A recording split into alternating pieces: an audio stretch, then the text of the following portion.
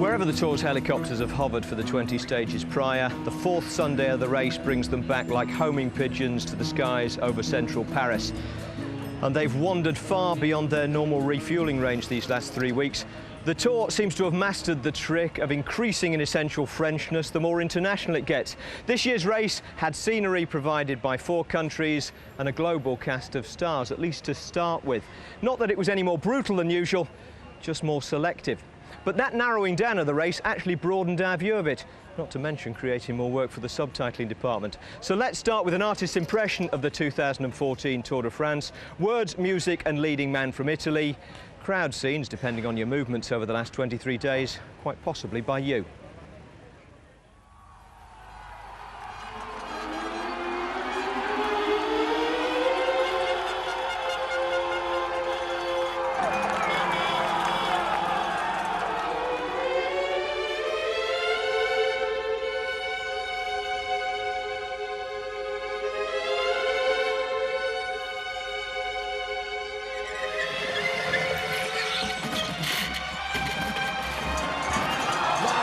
Terrible scene, the touching wheels, and Mark Cavendish in all sorts of trouble. Wow, this is going to abandon the Tour de France. What a sad sight. Uh-oh. I do not like the look of this. The first 10 days of the Tour de France, the race is lost. The 2 hottest favourites it's had for years.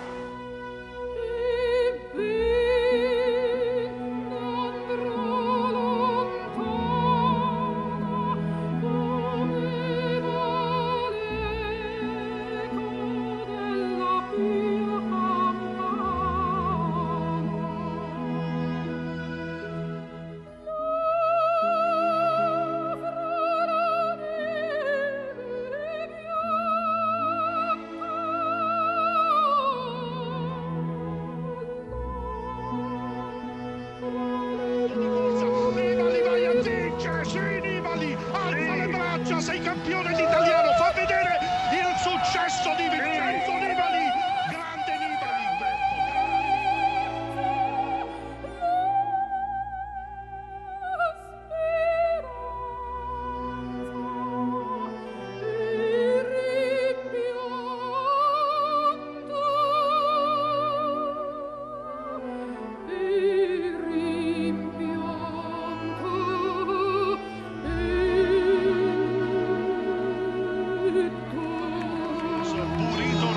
Sul lato sinistro Nibali come in una cronometro, Vincenzo Nibali, lo squalo dello stretto diventa di nuovo pinna gialla. Vincenzo Nibali sta per vincere una delle tappe.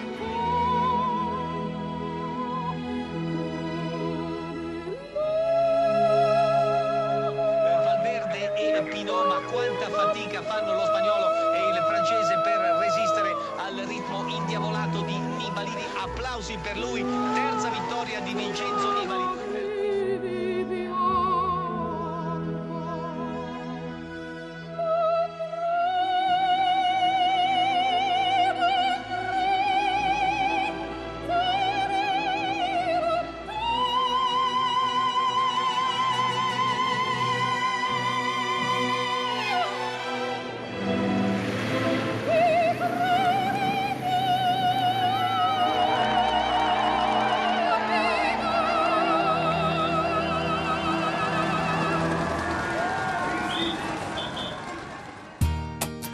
And all that has produced this, a Tour de France win by Vincenzo Nibali with nearly 8 minutes to spare on the man in second place.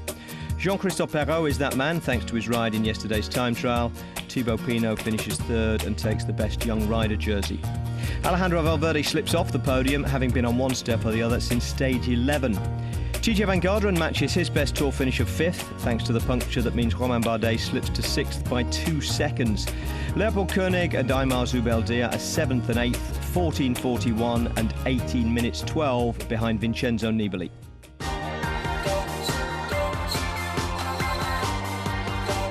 Born 29 years ago in Messina in northeastern Sicily, the island's greatest ever cyclist grew up under the spell not of the Tour de France but of his own national stage race.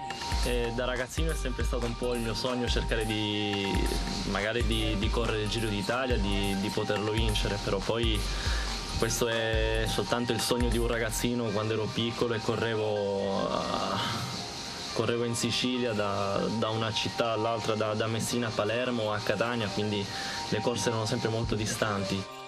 Aged 15, he left home, as so many Sicilians do, to pursue his fortune further north, moving to Tuscany, where in the year 2000 he won his first race there. Una gira in Toscana perché siamo venuti a fare qualche corsa qua per provare più o meno come andavamo. In Sicilia sì, andiamo pure forte, ma non è che mi lasciano tanto libero. Quindi qua sopra, come dire, mi hanno visto per la prima volta. Within 10 years he'd won the Vuelta a España, and 2 years after that he made the podium of a time trial heavy tour behind you-know-who.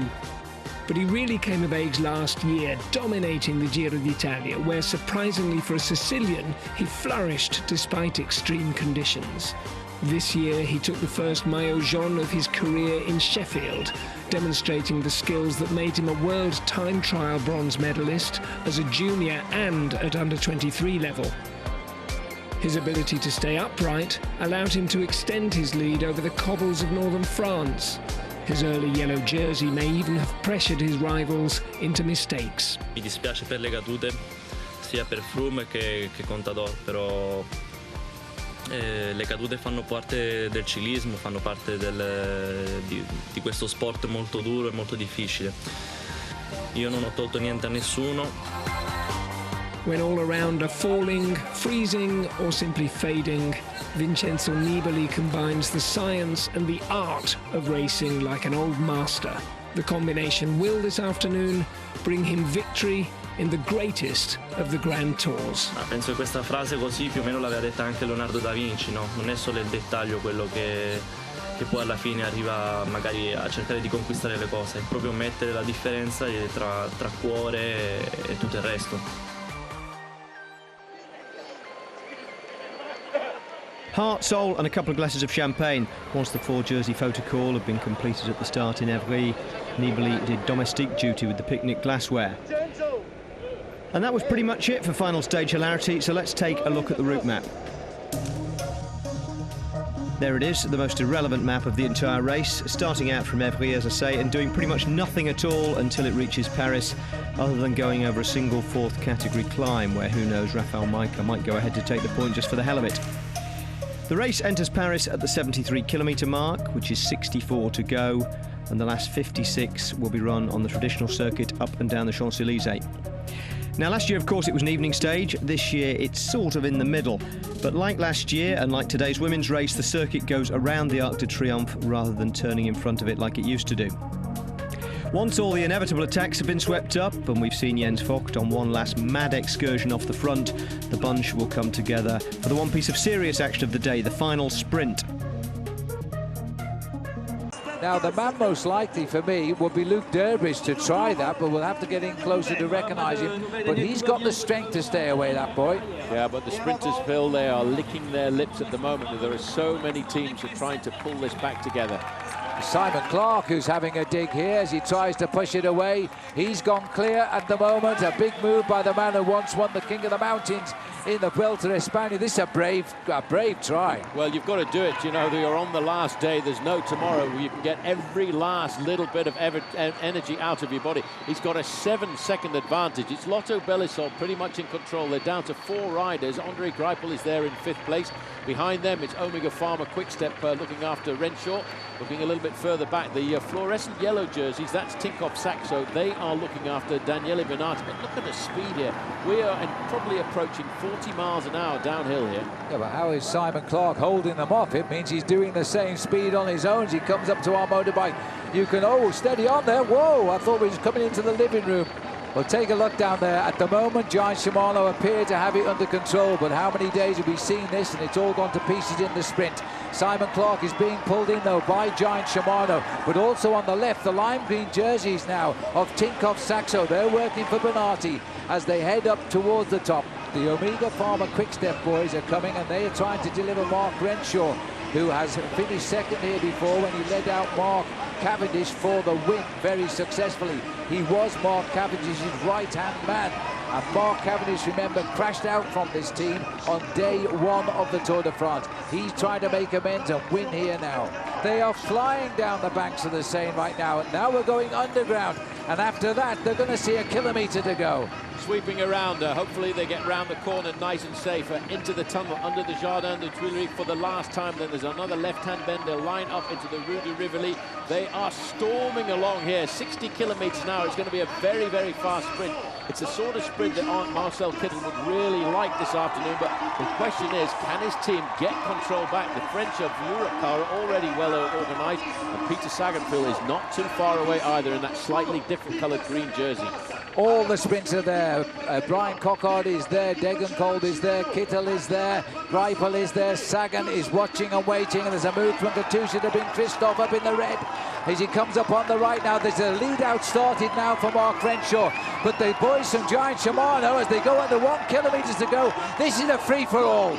Well, it is. Nobody's got control right now. It's disappearing, while all of a sudden Giant Shimano in those black and white jerseys are trying to regain control. Fourth place rider there moving around there is Marcel Kittel. Have we ever seen a fight like this? What a great way to end the Tour de France. Totally unpredictable from the very first day when the finish in Harrogate. As we now come on to the finish here, Navadauskas is trying to get in on the act as well as we start to line up for the finish. Are the sprinters going to finish this one off, or are we going to see a steal on the line? Now they see it. This is all of the effort here as they make the ride towards the finish. Weiss is on there now. Tom Wielis is trying to lead him out. Now Navadauskas in the middle as Christophe is coming now. Christophe is winding this up. Is he going to make it 3 in a row? He's being challenged by Marcel Kittel. Kittel is coming. Kittel is going. Kittel has won for the 2nd year in a row. He has topped and tailed the Tour de France. Well, you know what, Phil? He must have thought under a little bit. We're looking for the yellow jersey. There he is, a little bit further back. Not a worry for him this afternoon. Congratulations coming for his teammates. He's done it. He's going to cross the line as the winner of the 2014 Tour de France. And amazing. Look at that. A bit of a sigh of relief. It is. Now he knows he's the winner of the Tour de France, the Tour of Italy, and the Tour of Spain. That was an amazing sprint, I have to say, Phil. It looked as if all of a sudden the big man had got it wrong. There's Greipel over on the right-hand side. Right in the middle in the red and white is Christophe. But this man, he's got the power. Once he gets the big old gear rocking over, he didn't drag his body over the Alps and the Pyrenees not to win on the final day. Well, let's start with the final day's stage result before we wrap up everything else. Kittel, Christophe, Navadauskas was the 1-2-3, with André Greipel leaving it late and leading home the rest. Nibali and all the other major names finished in the bunch. Poor old Ji Chung, already last man in the race, lost another 9 minutes after crashing. We thought you were tired, we worried about you, we weren't sure about your form, and now this. Yeah, I can tell you I was tired. Were you worried about today? Nah, I was not worried. It was my motivation to make it over all those mountains in the Pyrenees, in the Alps, wherever we rode. To be here on the Champs-Élysées, to go for the sprint and hopefully also for the victory, and I'm super happy that it worked out. No stage wins for Peter Sagan in the end, but he was equally super happy with his 3rd straight green jersey. Yeah, how I said before, I'm very happy for green jersey. It's enough for me, and I'm very happy when I come here. I got green jersey and finished Tour de France. Yeah, I'm glad for this. Rafał Majka clinched the polka dot jersey with 2 great stage wins in the Pyrenees and helped save Tinkoff Saxo's tour after they'd lost their GC hopes. And here is the final GC. Nibali, Perrault, Pinot is the podium, ahead of Alejandro Valverde, TJ Van Garderen, Perrault's teammate Romain Bardet, Leopold Koenig and Aymar Zubeldia.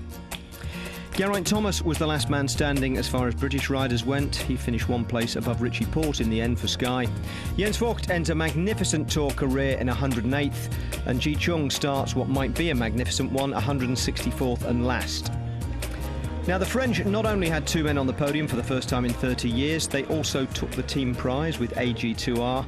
Consolation for Romain Bardet, a bonus for Jean-Christophe Perrault. Oui, effectivement, ça a été compliqué jusqu'au bout avec cette chute le dernier jour. Je savais bien que ça porterait malheur d'annoncer le classement la veille de l'arrivée. Et maintenant, vous vous considérez peut-être entre les favoris dans les grands tours de l'année prochaine, peut-être? Non, je pense qu'il faut rester objectif. C'est une deuxième place qui était inespérée au départ, suite aux chutes de Contador et de Froome. Objectivement, je pense que j'aurais du mal à rivaliser avec eux à la pédale. Thibaut Pinot will certainly think about competing with whoever's here next year. Third and best young rider too. Déjà le maillot blanc c'est quelque chose de superbe. Alors une place sur le podium c'est vraiment ce qu'il y a de mieux. Après la victoire elle est loin mais le podium c'est super. Tout ce que vous avez fait les dernières 3 semaines, qu'est-ce que ça veut dire pour vous, pour votre carrière? Ça montre que j'ai progressé, que maintenant on va m'attendre. Mon truc c'est la montagne, j'espère vraiment devenir un des meilleurs grimpeurs du peloton. Vincenzo Nibali then is the winner of the 2014 Tour de France, joining the elite group of men who've won all 3 Grand Tours, and his name will still be in the record long after everyone's forgotten who did or didn't crash around him. È un bel sogno realizzato, perché dopo aver vinto la Vuelta e il Giro, essere qui al Tour 2 anni fa quando ero sul gradino più basso ho detto chissà se magari potrò salire un giorno anche io su quel gradino, e ci sono riuscito e l'emozione è tanta perché poi quello che trasmette Campi e Luisi è emozionante. Now, I very much doubt that Vincenzo Nibali will be riding the Vuelta a España, but a stellar field will be. Chris Froome, Nairo Quintana and Mark Cavendish among them. So if you're terrified of going cold turkey after 3 weeks of the Tour, just hold on until August the 23rd when we'll start daily highlights of the last Grand Tour of the season. And that's it, bar a final word from Chris Boardman, which is right after your last chance to enter the competition. Here's your chance to get on a brand new bike and stock up on nutrition products in our fantastic prize draw. Courtesy of Science in Sport, the winner will be getting a Canyon Ultimate CF SLX 9.0 Team Katusha carbon road bike worth over £5,000. And that's not all. The lucky winner will also receive a £500 online voucher to spend on SIS nutrition products. For your chance to win both the bike and the £500 voucher, text the word prize to 68333. Text costs £1 plus 1 standard network rate message. You can also enter free at itv.com. Entrants must be 18 or over. All entry routes close at midday on the 3rd of August. Entries made after this time will not be counted but may still be charged. Well, it's been a packed programme, as it always is on the final day of the Tour. So, Chris, time for one question. I suppose it should be your abiding memory of this year's race. Well, I'm going to go 2, just to be awkward. It's got to be the crowds in Yorkshire for one, because it was just like something we'd never seen before. And from the most spectacular day of racing, it's got to be the cobbles of northern France. All right. Well, we've done the live handshake of thanks, but we'll do a recorded one as well. Thank you very much. That's it. No British stage winners for the first time since 2007, which was the last time that the Tour started in the UK. But given the start it had in the UK and given the race we've had since, I'm not sure it was such a terrible bargain. Either way, that is the 2014 Tour de France. Thanks for watching. Je ne sais pas pourquoi je t'ai suivi un soir chez toi, mais en tout cas, je sais que depuis ce jour-là, on est heureux, si heureux tous les deux. J'ai changé grâce à toi, oui je l'avoue, je n'oublie plus mes rendez-vous, je suis moins fou, la vie est comme un ciel tout bleu, on est heureux, si heureux tous les deux.